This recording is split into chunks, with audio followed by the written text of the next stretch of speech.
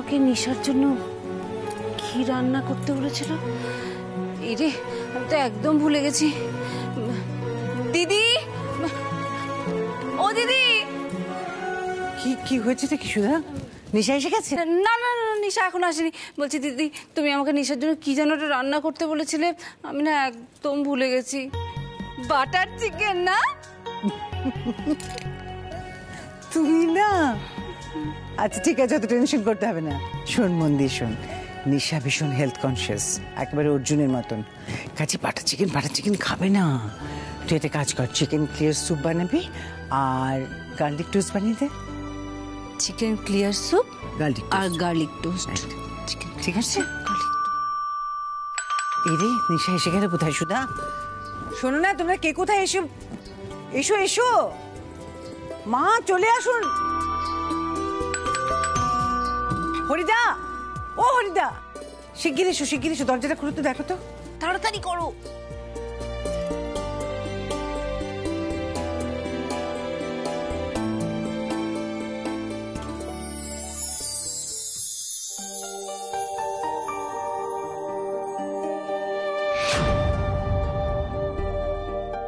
নিশা, এসো এসো এসো। কখন থেকে দেখো না আমাদের পরিবারের সবাই তোমার জন্য ওয়েট করছে। এই যে দেখো, উনি হচ্ছেন আমার শাশুড়ি মা, আমার স্বামী শুভঙ্কর, আমার দেওর দীপঙ্কর, আর এই যে আমার ছোট জা সুধা। Hello hello everybody. এ কেমন মেয়ে, রীতিনীতিই জানে না? সবাইকে দেখছি, কিন্তু অর্জুন কোথায়? যার হাত ধরে আমি বাড়িতে ঢুকবো সেই সিনে নেই। ওমা, কিছু জিজ্ঞেস করবে? করব, করো।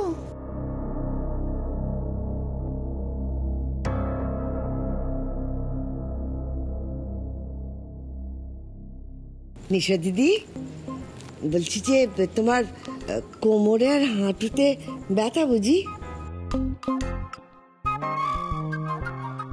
নো থামি, নট এট অল। আমি কিন্তু একদম ফিট। ও তাই তো। না, আমার মনে হলো যে মানে তুমি তো প্রণাম কিছু করলে না, তাই আমার মনে হলো হয়তো ডাক্তারের বারণ টারণ আছে নিচু হওয়া। আই এম সো সরি, আসলে আজকাল তো প্রণাম তো চলে না, so I thought, but I am sorry, I just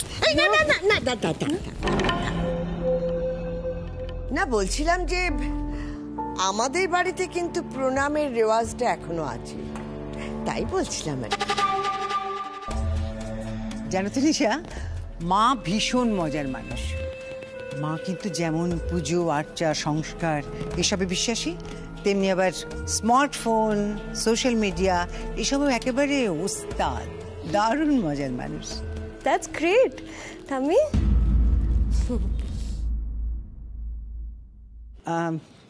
কি গো, অর্জুনের জন্য যাকে আমি পছন্দ করেছি, পছন্দ কিনা বলো? আগে অর্জুন দেখুক, আর তাছাড়া তুমি তো বলেছো ওর পছন্দ হলে তবেই বিয়ে হবে। দিদি, অর্জুনই তো এখনো এলো না। আরে আমি তোকে আগে থেকে বলে রেখেছিলাম যে নিশা আসবে, কোথায় ও ডাক।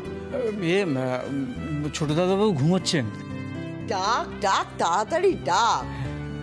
দাদু ভাই এমনিতেই নিশাকে দেখলে ঘুম টুম উড়ে যাবে। মজা করেন না মা। তুমি কিন্তু দিদির সামনে নিশাকে এভাবে, বুঝতে পারছো তো আমি কি বলতে চাইছি? তুমি আর আমার মনের কষ্ট কি করে বুঝবে ছোট বৌমা? আমার কতদিনের শখ আমি দাদু ভাইয়ের একটা ফুটফুটে নাত বইয়ের মুখ দেখব। সেই শখে একবারে সাবান জল ঢেলে দিল। এই মেয়ে কিনা হবে আমার দাদু ভাইয়ের বউ। কি হলো মা?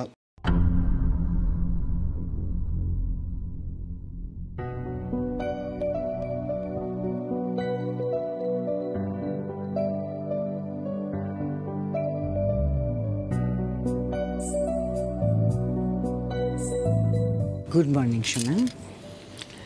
অর্জুন, তুমি বলছিলাম নিশা এসছে তো, তোমাকে মিট করবে বলে ওয়েট করছে অনেকক্ষণ থেকে। তো লেটস মিট হার। তোমরা কথা বলতে বললে বুঝে নাও তোমাদের মনের মিল হবে কি না। কেমন? মা, অত কিছু দেখার দরকার নেই। তোমার পছন্দের মেয়েকে যখন আমি বিয়ে করব বলেছি, তখন আমার মতামত নেওয়ার কোনো দরকার নেই মা। তোমার কথাই শেষ কথা। সত্যি? বাবা মামাস বয়, মায়ের কথায় উঠে বসে দেখছি, কিন্তু বিয়ের পর তো পুরো কন্ট্রোল পাওয়ার আমার হাতে থাকবে। অর্জুন, বিয়ে করার আগে অন্তত মেয়েটাকে একবার এক চোখ দেখে নে। বিয়ের পরে তো কিছু আর করার থাকবে না রে। অঞ্জলি, হ্যাঁ, বলো। কাউকে বলো সরোজ আর মহুয়াকে ডেকে নিয়ে আসতে। ওরাও তো আমাদের ভাবি বৌমাকে দেখবে নাকি? শিওর। সুধা, ডেকে আনবে প্লিজ। হ্যাঁ হ্যাঁ দাদা, আমি আমি আমি ডাকছি এক্ষুনি। আচ্ছা, আমি তোমাদেরকে একটু বলে দিতে চাই, নিশা সম্পর্কে কিছুই তোমরা জানো না। নিশা অ্যাব্রডে থাকতো, ওখান থেকে MBA করেছে। ওর মা মানে সুস্মিতা, ও আমার ছোটবেলাকার বন্ধু ছিল মা। নিশার বাবাও পুলিশের মস্ত বড় পোস্টে আছেন। কাজে বুঝতেই পারছো নিশ্চয়ই যে নিশা কত ভালো একটা ফ্যামিলিতে বিলং করে। আরে এসো এসো, তোমরা এসো, তাড়াতাড়ি এসো। দেখো আমাদের বাড়ির হবু বউকে, কি মিষ্টি দেখতে না ওকে।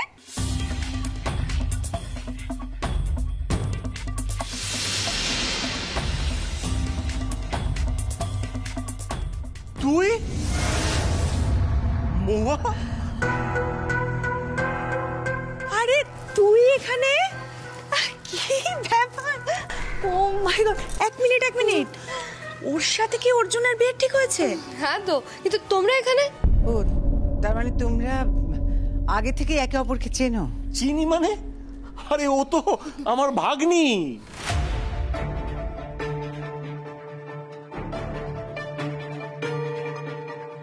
সে কি, আমি তো জানতাম না। হ্যাঁ, আসলে মা চলে যাবার পর বাবার তো পোস্টিং বাইরে ছিল, তো আমি বাবার সাথেই ছিলাম। আর মামা মামির সাথে বহু বছর কথা হয়নি, কিন্তু এখানে এসে দেখলাম। I mean, it's a big surprise for me. দিদি, এটা তো কাকতালীয় হয়ে গেল। সরোজের ভাগ্নি আমাদের বাড়ির বউ হবে। এই রিলেশনটা তো পুরো নিজেদের মধ্যেই হয়ে গেল, তাই না? সত্যি, এটা তো দারুণ ব্যাপার হলো। তাহলে কিন্তু আমরা কোণে পক্ষ হয়ে গেলাম। একদম খুব ভালো হয়েছে। অর্জুনের বিয়ের মজা তো ছিলই, এখন কিন্তু মজাটা ডাবল হয়ে গেল। সত্যি মহুয়া, দেখো ভগবান যা করেন একদম মঙ্গলের জন্য করেন। সত্যি আমরা এখানে না এলে কিন্তু এটা তো জানতেই পারতাম না, বলো।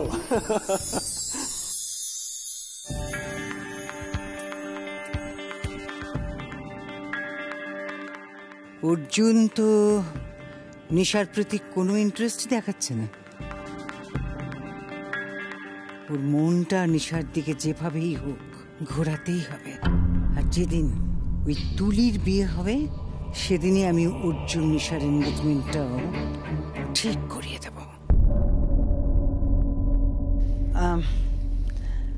আমরা তাহলে মা মানে বিয়ের ব্যাপারটা শুরু করতে পারি, বিয়ের দিকে এগোতে পারি। বলছিলাম যে আমি পুরোহিত মশাইকে জিজ্ঞেস করেছিলাম মা, যে অর্জুন আর নিশার বিয়ের এনগেজমেন্টের জন্য একটা শুভ দিন মানে একটা ভালো ডেট ডেকে জানাতে। উনি জানিয়েছেন সেটা আগামীকাল হলে খুব ভালো হয়। তো আমরা যদি সেই হিসেবে এগিয়ে যাই, তোমার কোনো আপত্তি নেই তো?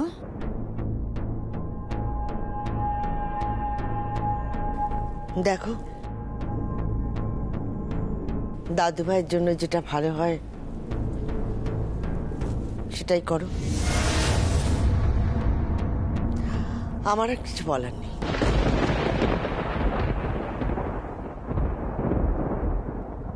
মা, তুমি নিশাকে চেনো না, ও খুব ভালো মেয়ে।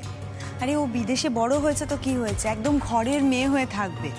আর বাকি বাড়ির নিয়ম কানুন তোমরা সবাই মিলে একটু শিখিয়ে পড়িয়ে নেবে। মহুয়া সেসব তো ঠিক আছে, কিন্তু অঞ্জলি আমি বলছিলাম যে নিশার বাবাকে তো একটা খবর দেওয়া দরকার না? মানে বিয়ের ব্যাপারে আলোচনা বা দিনক্ষণ স্থির করা সব ব্যাপারেই তো ওনার সঙ্গে আলোচনা করতে হবে। নিশ্চয়ই আমি ফোন করবো নাকি? ফোন করবো। না না, আমি তো বাবাকে জানিয়েছি, বাবা তো আসছে।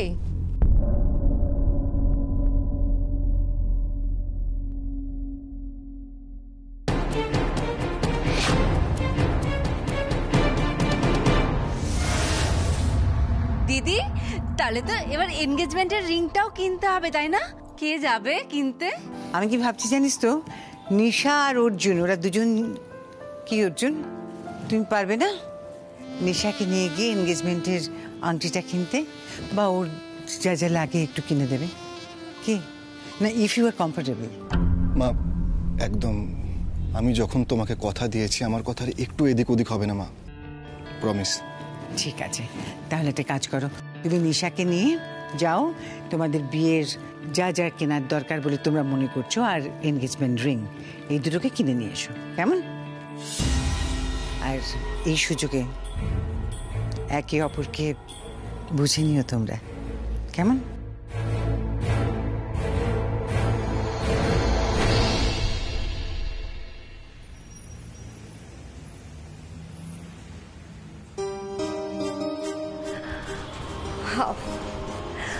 আচ্ছা অর্জুন, আন্টি এখান থেকে এঙ্গেজমেন্ট রিংটা কিনতে বলেছে, রাইট?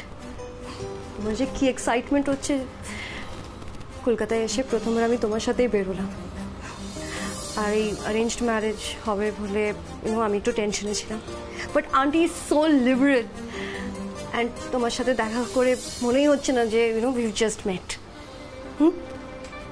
চল।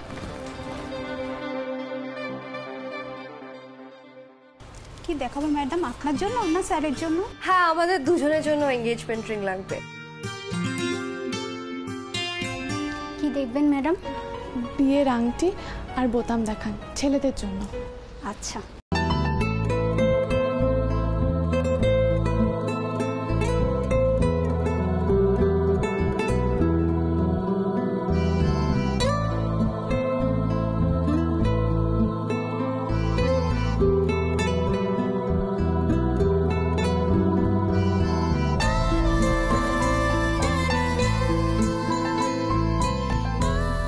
এই দুটোর কি দাম আছে ম্যাডাম?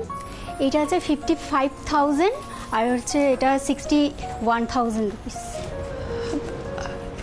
এত দাম না, মানে এত দাম হলে তো পারবো না, একটু কমের মধ্যে দেখান না। আচ্ছা, তাহলে আপনি ওই দিকের কাউন্টারে যান।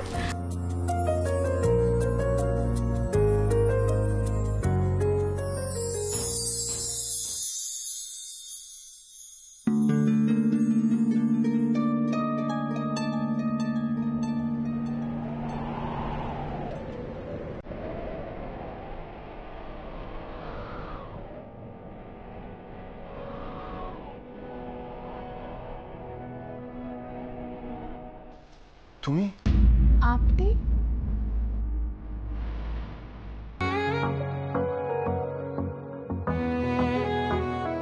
অর্জুন,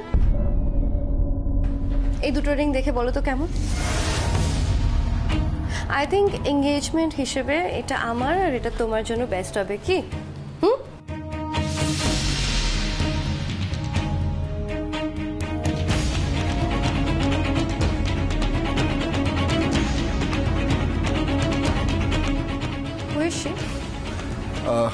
আই নো হার, ও আমার বন্ধু। উনি কে? আমি অর্জুনের ফিয়ন্সে, আমরা আমাদের এঙ্গেজমেন্ট রিং কিনতে এসেছি।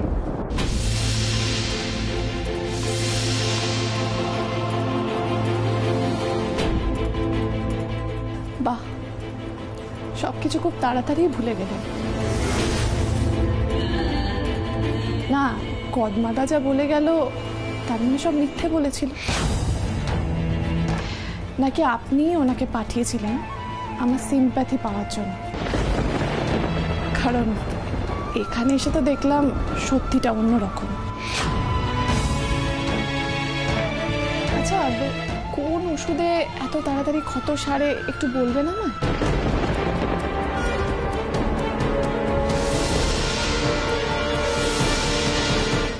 আপনাকে আঘাত করার অপরাধ বোধে আমি শেষ হয়ে যাচ্ছিলাম। ভাগ্যিস চোখের সামনে সত্যিটা এলো। হে, তুমি কোন সাহসে আমার ফিয়ন্সেকে আমার সামনে দাঁড়িয়ে ইনসাল্ট করছো? কোনো শিক্ষা দীক্ষা কালচার কিছুই তো নেই তোমার। আমার কোনো শিক্ষা আছে কিনা সেটা আমি আপনাকে বলতে যাব না। আপনার সাথে আমার পরিচয়ও নেই, সুতরাং আপনার সাথে আমি কথা বলবো না। আমি যা বলার ওনাকে বলেছি। তোমার এরকম লো স্ট্যান্ডার্ড ফ্রেন্ডস কি করে হয়? চুপ চুপ করো প্লিজ, এখান থেকে চলো। আমার এসব ঝামেলা না একদম পছন্দ হচ্ছে না, একদম না। সেই আমাকে তো এখন ঝামেলাই মনে হবে। আসলে আপনার একটা বড়লোক মেয়ের দরকার ছিল। আপনার হবু স্ত্রীকে দেখে মনে হচ্ছে উনি বড়লোক বাড়ির মেয়ে। ভবিষ্যতে অন্য কারোর ইমোশন নিয়ে খেলা করার আগে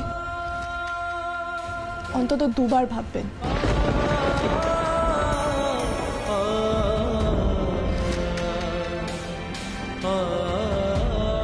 ম্যাডাম, আপনি কিছু নেবেন না?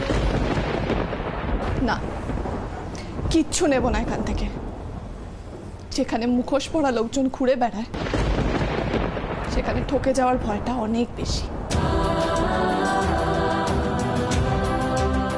তুমি what is such a funny name? Arjun, চলো পেমেন্ট করবে, চলো।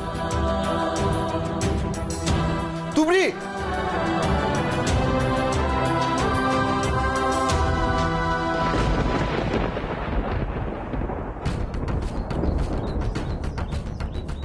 তুবড়ি তুবড়ি তুবড়ি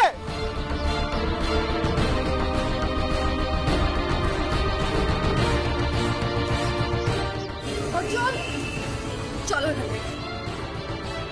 কেন তুমি সময় নষ্ট করছো? আমাদেরকে এনগেজমেন্টের রিংটা কিনে বাকি শপিং করতে যেতে হবে। আর শোনো, এরকম বন্ধু থাকা থেকে না থাকা অনেক better. Listen, just get lost. চলে যেতেই তো চাইছি। সত্যি কথা বলতে এখন আমি মন থেকেই চাইছি আপনার সাথে যেন সারা জীবনে কোনোদিনও দেখা না। আপনি আপনার ফিয়ন্সেকে নিয়ে ভালো থাকবেন।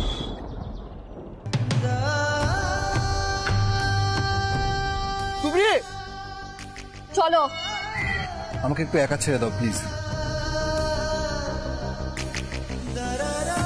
তোমার কি হয়েছে বলো তো? ওকে, যাকে থেকে তুমি এত আপসেট হচ্ছ?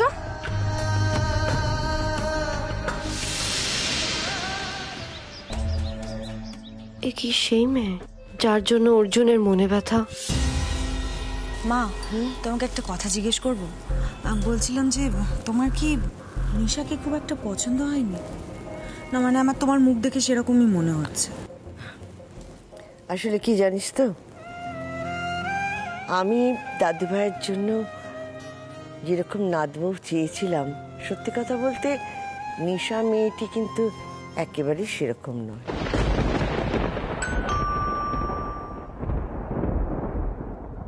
এসো এসো এসো। হলো শপিং? এনগেজমেন্ট রিং কেনা? হ্যাঁ আন্টি, সব কেনা হয়ে গেছে। সবই আমার পছন্দের, বাই দ্য ওয়ে। আর অর্জুন কিনে দিয়েছে।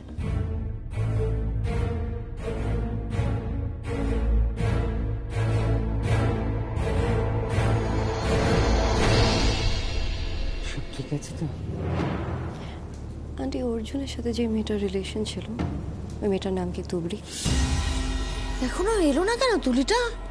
আচ্ছা মা, সোনা কিনছে, দু চারটে দোকান না ঘুরে কিনলে ঠকে যেতে পারে, তাই না?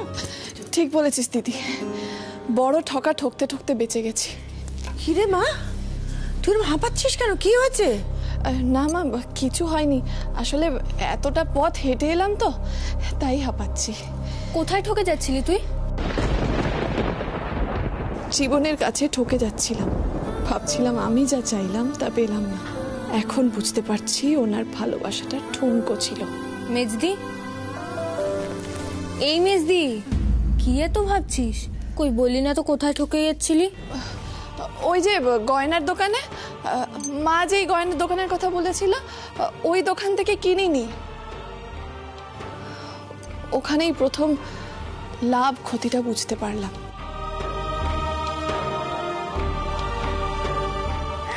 আমি অর্জুনের ফিয়ান্সে, আমরা আমাদের এঙ্গেজমেন্ট রিং কিনতে এসেছি। কি রে ও তুলি, দেখা জিনিসগুলো।